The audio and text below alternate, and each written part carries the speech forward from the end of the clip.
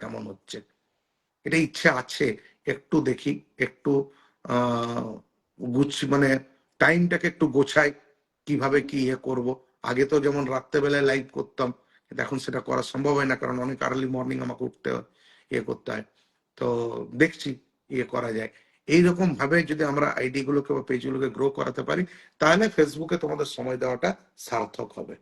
আর একটা জিনিস মনে রাখবে, ফেসবুকে কিন্তু যদি তুমি আর্নিং করতে চাও, ফেসবুক থেকে যদি তুমি এখান থেকে নিজের ক্যারিয়ারটা তৈরি করতে চাও, ফেসবুকের একটা নিজস্ব ক্যারিয়ার তৈরি করতে চাও, তাহলে তোমাকে কিন্তু এই বিষয়বস্তুগুলোকে মাথায় রাখতে হবে।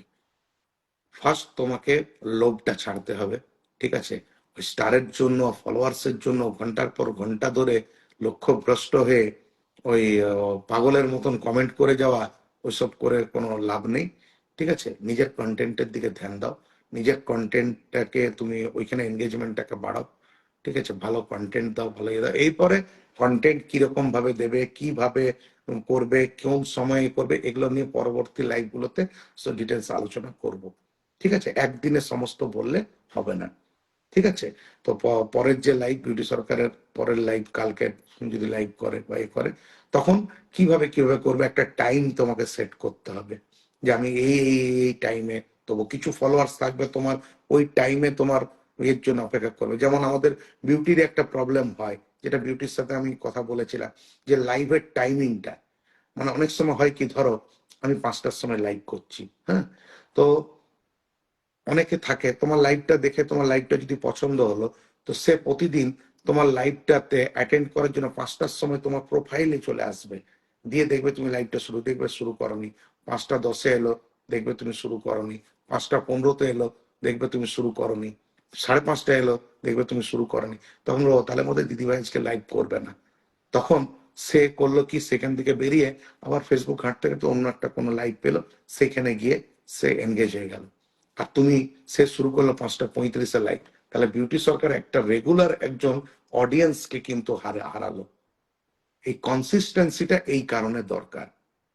ধরো তুমি একটা রিলস দিয়েছো, তোমার রিলসটা খুব পছন্দ হয়েছে, তুমি একদিন প্রথম দিনেই তুমি রিলসে প্রচুর প্রচুর ভিউ পাবে না, তোমাকে ধৈর্য রাখতে হবে। তুমি প্রথম দিন একটা রিলস দিলে, তুমি ভিডিও দিলে, হয়তো খুব কম ভিউ পেলে, হয়তো 28, 30, 40, 50টা ভিউ পেলে, কিন্তু সেই 50 জন তো দেখেছে বলেই তো তুমি 50টা ভিউ পেয়েছো।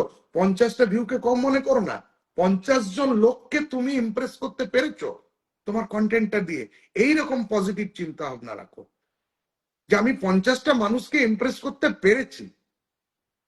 সেই 50টা মানুষ যখন দেখবে যে এই দিদি ভাই বা এই দাদা ভাই কোন সময়ে রিলসটা দিচ্ছে, তখন সে হয়তো পরের দিন তোমার রিলসটাতে ইন্টারেস্টেড হয়ে পরের দিন যখন যাবে, তখন দেখবে তুমি ওই টাইমে কোনো কন্টেন্ট দাওনি, তখন দেখবে তার সাথে তোমার কানেকশনটা বিচ্যুত হয়ে যাবে।